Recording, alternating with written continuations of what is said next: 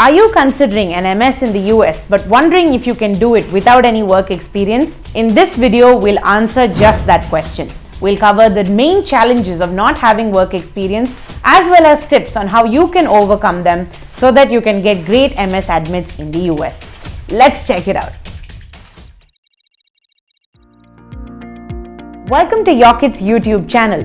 In case you hadn't heard of us, we are India's largest study abroad platform with free tools, expert resources, and the most active community. Most of your seniors or friends or family may be telling you that if you're planning to pursue a master's degree abroad, then it's better to do so with work experience. And they're not entirely wrong. Having work experience before your master's degree actually allows you to get a clearer idea of exactly what field you want to study.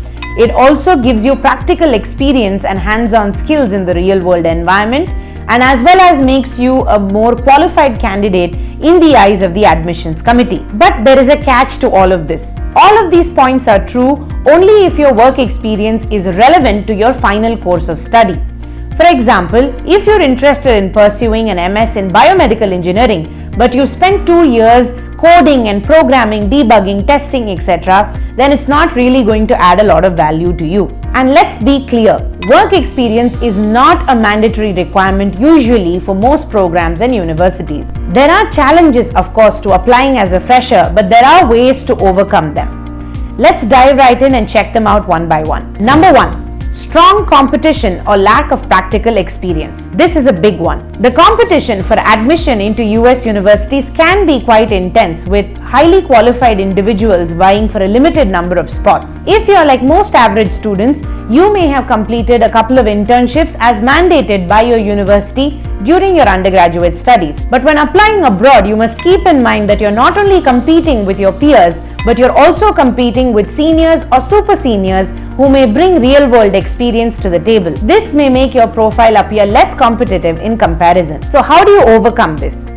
US universities follow what's called a holistic admissions process, which means that they don't decide on an admit or reject of a student based on just a single criteria. Without work experience, you can stand out from the competition by focusing on your academic and research experience. This can include things like maintaining a high GPA, scoring high on standardized tests like GRE and TOEFL or IELTS, having strong research experience in the form of research projects, internships, or publishing research papers in your field. Add to this a compelling statement of purpose and letters of recommendations and you're good to go. Number 2.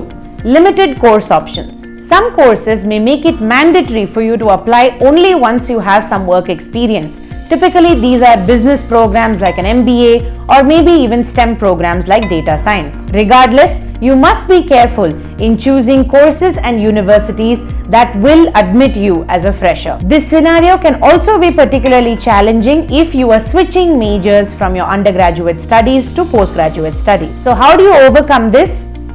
Firstly, you don't worry. There are hundreds of options in terms of courses and universities that admit students without any work experience. It's only a question of making sure you understand the admission requirements before you apply and shortlisting universities correctly. If you're looking for an easy way to shortlist these universities without opening hundreds of individual college websites, then check out Yocket's AI-powered College Finder. Once you share your basic profile details like your course, country, undergraduate GPA, and tentative scores, you will get a personalized list of university recommendations along with your admit chances. I'm adding the tool in the description below, so check it out and let us know. Third challenge is a lack of a professional network. This is a challenge only in 2 scenarios. Number 1, you may be able to get an excellent letter of recommendation if you are in the workforce. Number 2, you can use your professional network to try and find contacts who may be able to give you internships at the target country you're looking for. So how to overcome this? Again, it's not really a big challenge. Regarding the letter of recommendation, you can still get compelling LORs from your professors, project guide, HOD, or maybe even your supervisor from where you've interned in the past. But keep in mind to choose only those people whom you have a good rapport with and who can genuinely vouch for your academic skills. Studying in India versus studying in the US are vastly different experiences. Though working in India may not help you really deal with the culture shock directly, It may equip you with good communication skills and soft skills such as leadership that may help you navigate these new cultural waters. But again, these are not entirely unlearnable without work experience. It's a matter of putting yourself out there and getting out of your comfort zone and trying new experiences. Lastly, difficulty in securing scholarships. Many universities offer tuition fee waivers, financial aid, scholarships, etc., but the competition for it is fierce, just like it is with admissions. Without work experience, it can be challenging to compete with all the other profiles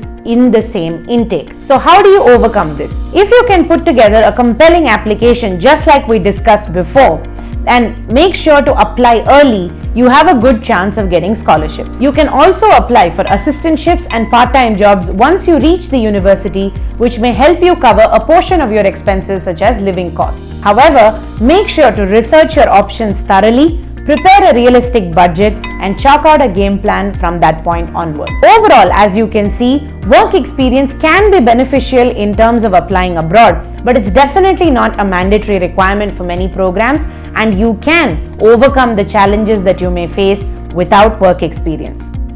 Now let's move on to some frequently asked questions that international students ask us that we'd like to answer for you in this video. Number 1. Should I apply for masters now or wait to get some experience? It makes sense to wait only if you're confident of taking up a job that aligns with your target course. You need to ensure that the responsibilities you take up actually add to your profile in terms of practical skills or projects that you can showcase, which you can later build on with your master's degree. Otherwise, you're just wasting valuable time. So keep this in mind when you're debating between work and studying abroad. Next question. I have a job offer in hand. Should I work or apply for masters? Again, unless it's a dream job or such a well-known company that you can use the name and experience to get internships in the US, it's better for you to start applying to universities abroad. Finally, if I want to gain work experience, what kind should I look for? We would rate work experience in the following grade. A. It is relevant work experience at a reputed global company. B. It is relevant work experience but not at an established company. C. It is irrelevant work experience but at a reputed global company. D. It is irrelevant work experience and not at an established company. Unless it's A or B, it's better to start working on your master's application immediately. And that's all from us in today's video. As always, if you have any questions, please drop them in the comments below. If you found this video useful, please do like it so that others may find this video. And if you want such helpful content, then make sure to subscribe to us for more updates. That's all from us today. Until I see you in another video next time, this is Shruti signing off. Ta-da!